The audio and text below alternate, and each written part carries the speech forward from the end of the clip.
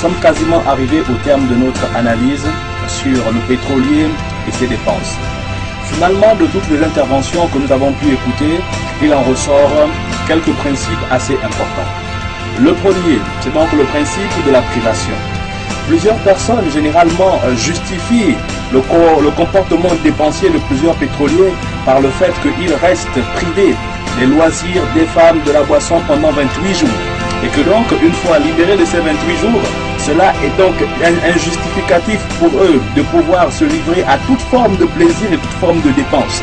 Mais je voudrais encore ici une fois comprendre une chose. On dit les mêmes causes produisent les mêmes effets. Depuis longtemps, nous nous sommes rendus compte que ce genre d'attitudes n'ont pas fait progresser le pétrolier. Au contraire, ils n'ont fait que pouvoir le retarder. Et nous avons dans nos rigues, dans nos sites de production, partout, dans nos raffineries, des images des personnes qui ont travaillé pendant longtemps dans le secteur pétrolier et qui ont mené un train de vie assez mouvementé et qui tout simplement en fait ont eu pour conséquence le regret. Regret pourquoi? Parce que tout simplement ils n'ont pas su joindre l'utile à l'agréable. C'est quoi l'utile? L'utile en fait c'est pouvoir travailler afin de pouvoir prévenir son avenir. L'agréable c'est savoir s'amuser lorsqu'on sait qu'on a déjà travaillé, on a suffisamment investi. Ils n'ont pas su le faire. Ils se sont plus lancés tout simplement dans ce qu'on appelle vulgairement les grooves en pensant que chaque mois ils ont la possibilité de repartir au chantier pour travailler. Mais je voudrais vous dire, la force que vous aviez il y a 5 ans n'est pas la même force que vous allez avoir dans 10 ans. Vous devez comprendre que votre énergie également s'épuise, votre force physique s'épuise. L'argent que vous travaillez aujourd'hui pourra vous permettre demain, lorsque vous serez fatigué, de pouvoir vous permettre de terminer vos jours heureux. Alors quelqu'un a dit, celui qui décide de pouvoir épargner aujourd'hui sera épargné plus tard. Mais celui qui décide de pouvoir tout dépenser aujourd'hui, le jour du malheur ne l'épargnera pas. Ça c'est donc le premier point. Nous pouvons aussi considérer les 28 jours comme étant un jour où nous sommes calmes. Parce que les scientifiques ont dit que la plupart des personnes prennent les décisions plus par émotion. Je vous prends un exemple simple. Prenez le cas d'une femme. Une femme qui est tout à fait jolie. Elle va rencontrer un monsieur qui n'est peut-être pas beau d'apparence. Mais qu'est-ce qui attire en réalité cette femme auprès de cet homme?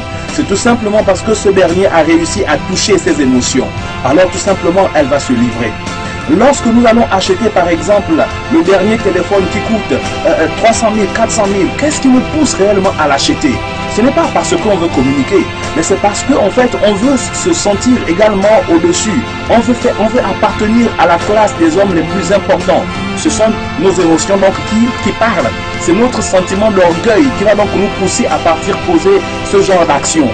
Mais si on se mettait à réfléchir, la réflexion allait nous dire non. Tu n'as pas besoin d'un téléphone de 300 000 francs parce que tu as besoin tout simplement d'appeler. Avec 300 000 francs, tu peux faire autre chose. Donc vous voyez tout de suite la différence qu'il y a entre la réflexion et les émotions.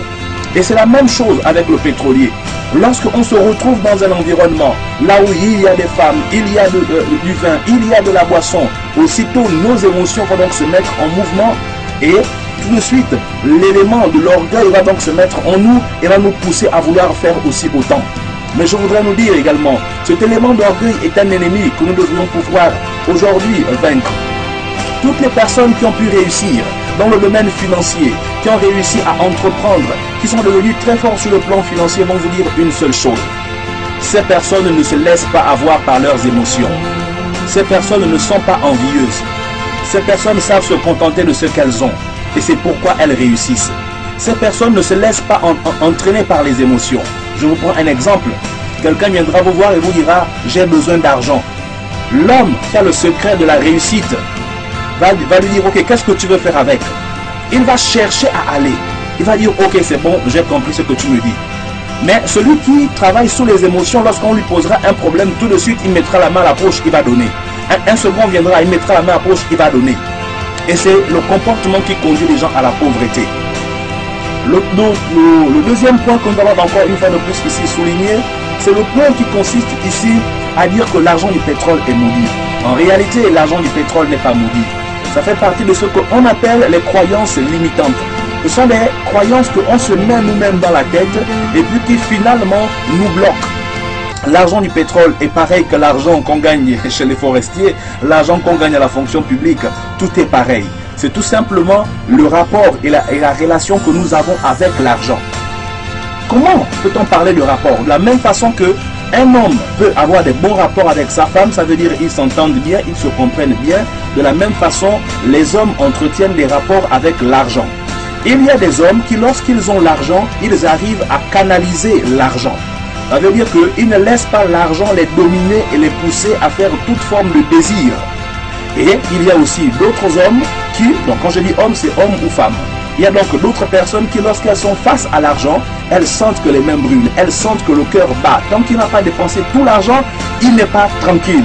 Ça montre tout simplement que vous êtes encore dominé par vos émotions. Donc une fois que vous avez l'argent, aussitôt, ça se manifeste. Je vous envoie donc ici, chacun d'entre nous, à prendre un moment, à s'asseoir, à prendre un bic et une feuille. Et puis à se dire, lorsque j'ai l'argent, comment je me sens? Quelles sont les pensées qui m'animent? Est-ce que ce sont les pensées du genre qui te disent, paye ceci, paye ceci, paye ceci, paye cela? Si tu te rends compte que c'est cela, c'est ici un signe qui te montre que tu es encore sous l'effet des émotions. Et c'est la raison pour laquelle tu as du mal à pouvoir canaliser ton argent. L'autre point toujours par rapport aux émotions, c'est donc cela qui consiste